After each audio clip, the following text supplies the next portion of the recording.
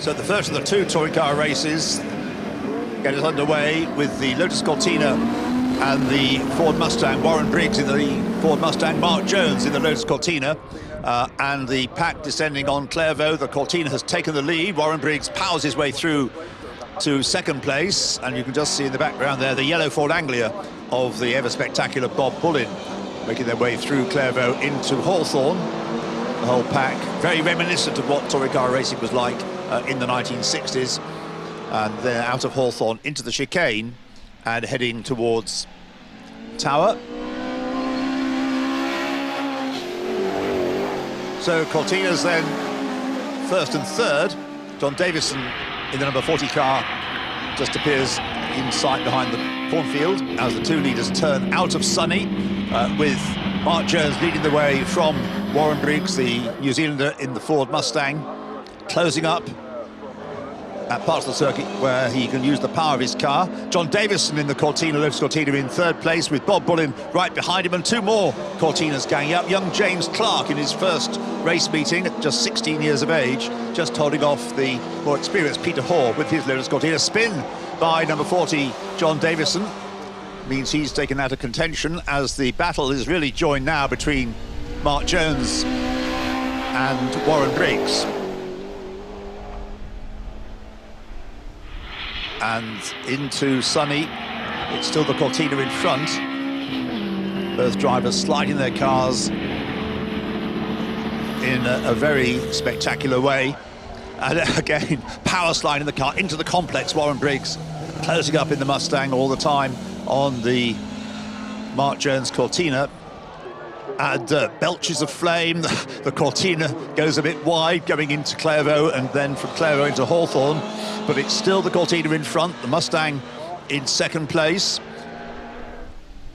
Still, it's Mark Jones leading the way through Sunny. Warren Briggs not quite able to get close enough to power alongside the more nimble Lotus Cortina.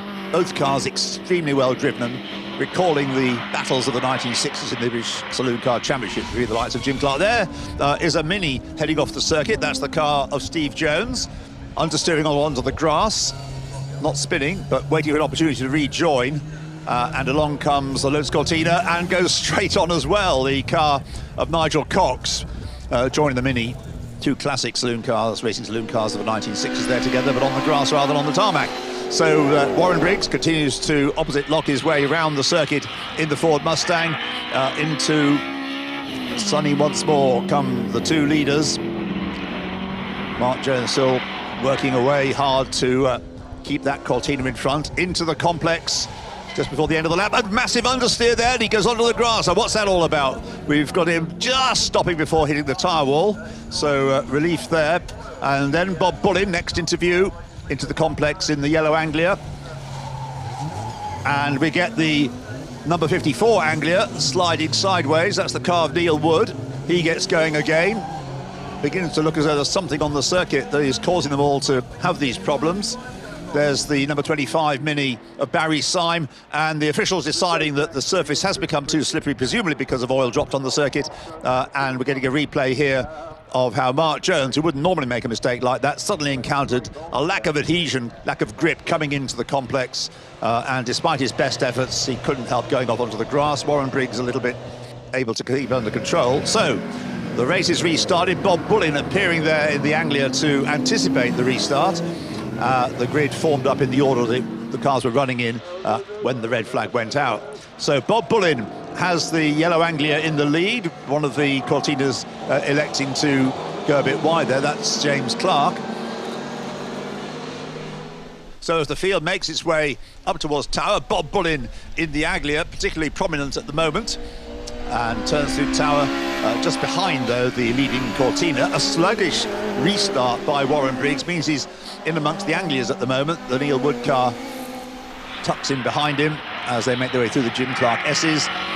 And 79 Mark Jones leads for the moment then, not from the Ford Mustang. Bob Bullin still there in second place. Neil Wood having a nibble at the back of the Mustang of Warren Briggs as they go into the complex. And Bob Bullin there and a rather out of shape Neil Wood. That should give James Clark an opportunity to get alongside him. The youngster there gets level as they tow up to the tight left-handed hairpin. But it's still Mark Jones leading the way, and still Bob Bull in second, with Warren Briggs closing in.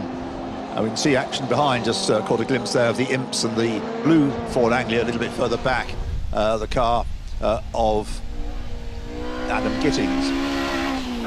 So the lead is a large one for Mark Jones. And the dent, you notice there, a dent on the nose of Bob Bullin's car. He's slowing down, so quite how that happened, it looks as though it's contact with another car. And it looks a bit red, that dent, as well, as though it may be in contact with the Warren Briggs Ford Mustang. Be that as it may, Bob Bullin is out of the race, and the remaining laps reeled off by Mark Jones, with Warren Briggs closing the gap down a little. Neil Wood there in third place, with James Clark in the Cortina all over the back of the Anglia as they come out of the complex and head towards the hairpin.